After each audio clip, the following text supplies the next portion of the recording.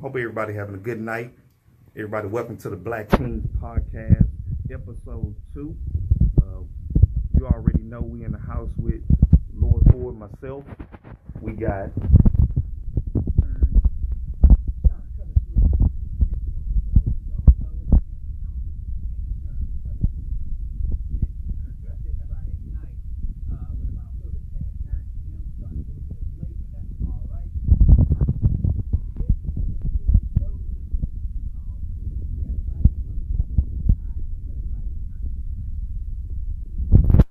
welcome to the Black Kings Podcast, episode number 2.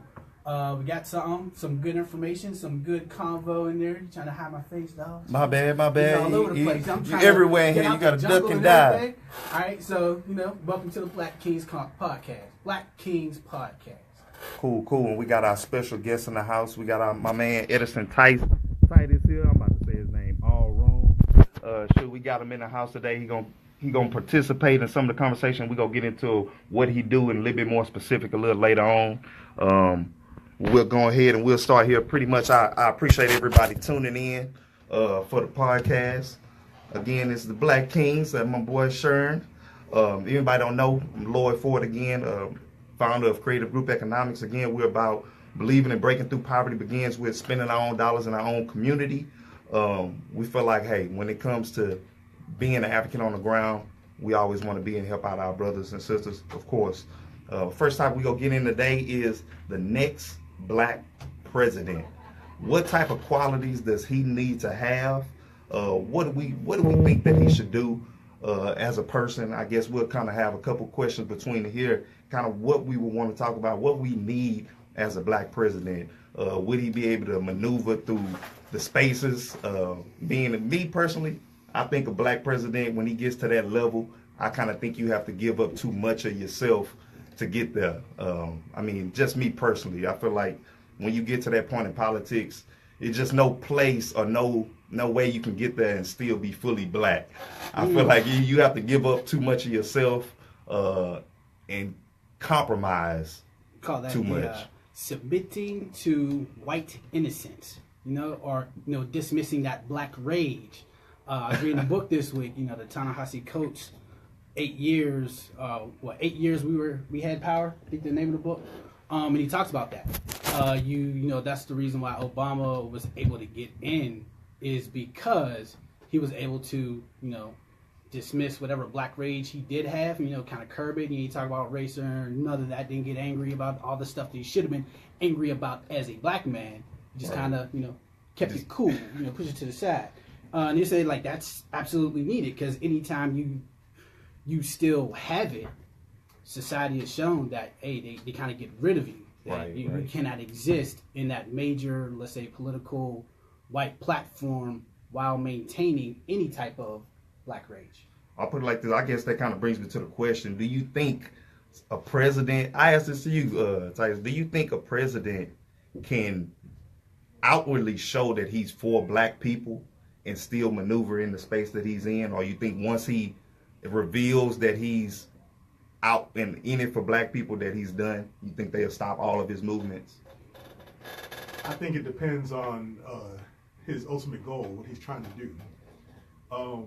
But before you get to that, I guess you got to consider the psychological implications of it, right? Right. So even if he has no intentions on breaking things down and fighting fiercely for us and only us, if he's just simply in any form or fashion outwardly pro-black, then it has a positive psychological effect on us and our children. Right. But it has a scary effect to anyone who's not black. It's kind of like, well, now they're in a position to do to us what we did to them. Right. Right. Exactly. So you think it'll be more on the signs of retribution, like, hey, they may do to us what we done to them for all these years, or we can't let them out of this permanent status of second-class citizenry, because if we do, they may rise up to a point where they may be in economic superiority. In my opinion, that's the root of it all. What happens if we don't have the superiority? I honestly believe at this point, maybe a little bit, there's a fair amount, maybe, of white folks out there who are of,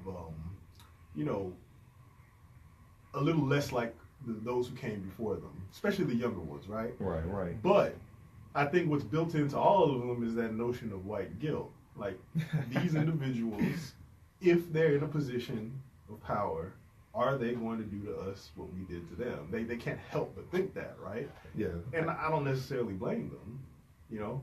So, but to get back to your original question, you know, if it's to be a president who happens to be black versus a black president, I think that no matter the scenario, the psychological part is the big piece. That's the piece that's going to move non-black people to push back and push back hard. If it's, you know, I think that the only way a black president can survive and be outwardly pro-black is for black people, by the time he gets to that point, to be solid, to not be scattered, to be a cohesive unit. Right. Because he would need the protection of black people and a few black sympathizers in order to continue that in order to not fight. get shot. For sure. But I mean, that's what you're fearing, to not get shot. Man, it's still possible. I mean, think about it. The preservation of life is always the number one key. Think about it, of anything. When anybody's threatening somebody back in the day or threatening somebody now, it's for your life. It's like, hey, what are people trying to preserve? Even if it's not a good life. You know, you could be poor in the slums. They be like, "We gonna kill you." You be like, "Please don't kill me. I got so much to live for." Exactly. You know? That's the most thing you could take from somebody is their life. Like that's is everything. There's no after that. So protection. I feel you on that. I would ask this. So what are some qualities that you feel like your president has to have? I would say with me, he would have to be able to say or call out racism when he see it and not beat around the bush. That's my quality. If he can come and he can say like, hey, if he can stick to his guns and just tell the truth straight up on something as simple as racism that we all know exists, I feel like that would bring me that step. Not saying that's all he have to do, but you know what I'm saying? I think that's a quality that I feel like we have to have. I feel like we have to be unapologetic to a degree, you know. And if you can do that on that level, not saying you can, because if you do that, you just may not make it. But hey, that may not be the nigga I want. Enough. I mean, to be a black president, you know, even if you're a president that happens to be black, you still should call out racism. That's the qualities of a good president, period, from, you know, the modern man on things, right? So, but, you know, my thing, who says it has to be a man? What's up with all this he stuff? What's up with all this he stuff? He, him. I mean, we can try that Me Too movement here, but at the end of the day, I mean, we know, first of all, black men, we ain't holding down our women. If anything, shoot, I'll be a stay-at-home. I ain't tripping. Go make the money. Go make us rich. You be a first husband? Nah, I ain't gonna say I would be a first husband because I would be. I would be. Right back. No. Let me explain. I would be, but I would be a working first husband. Don't get me wrong. That money that we making, don't think it just be going to the bank and be like, yeah, give me allowance. I'll be like, I need this seed money to start up this business. But it's for us. You know what I'm saying? Well, because ethical concerns for your wife who's in office. True.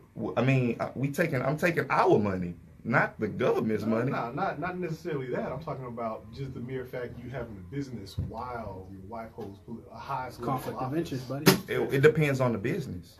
That's true, but sometimes optics is all that matters to people. You're right, but I put it like this. If they accepted us in the White House as being black and a couple, I think that they would care less about that one little business tie. Why you gotta start a business though? Why can't you be a good, first husband and decorate some Christmas trees and stuff? I put it like this. I don't have to start a business. I'll start a foundation, nonprofit, but it'll be for black people.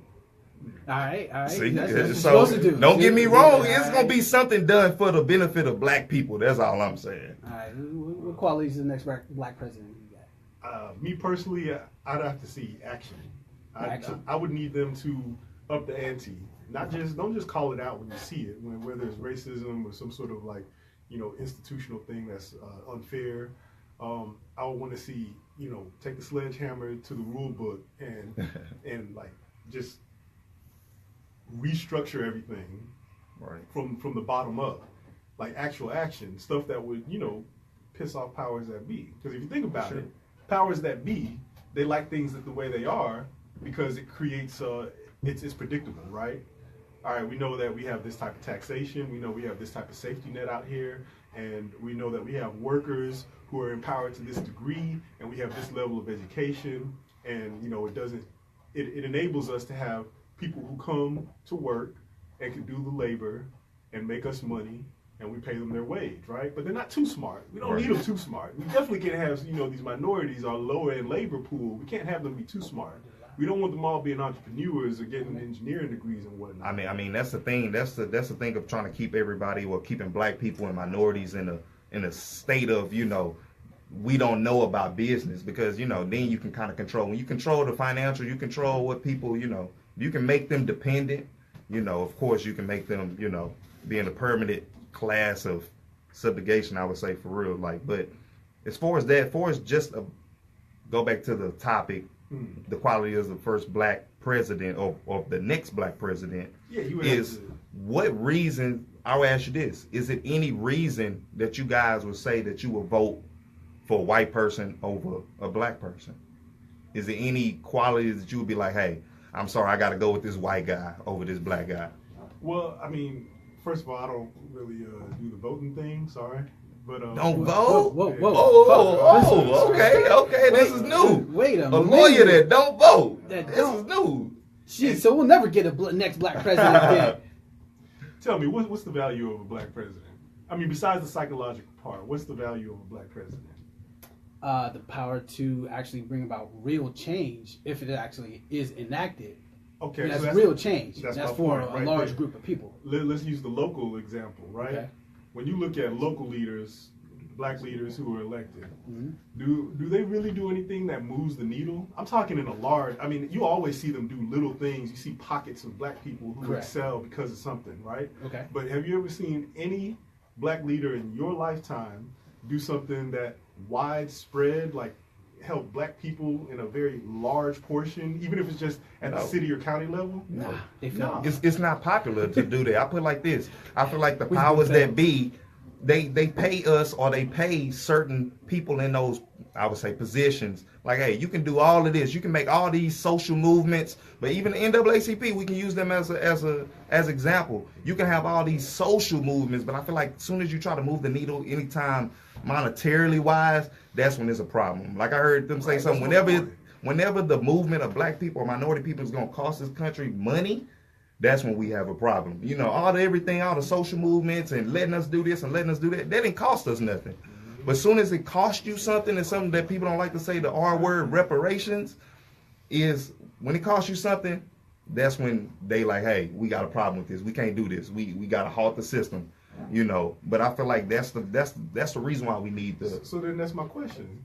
Like, what's the point of a black elected official if none of those black elected officials move the needle?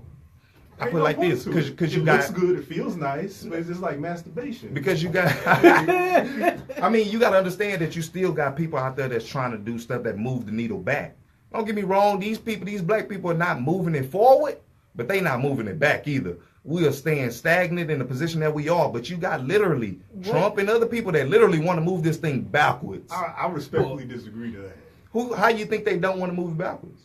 I mean, I disagree with the fact that a lot of these black folks in there are not moving it back, or just keeping. If you're not moving it forward, you're either doing one of two things. You're just maintaining the status quo, right? Or you're moving it backwards. I think they maintaining the status quo. I want to know your metrics. Like, how do you to even measure that? Like, you got to have some type of metrics to kind of prove your point.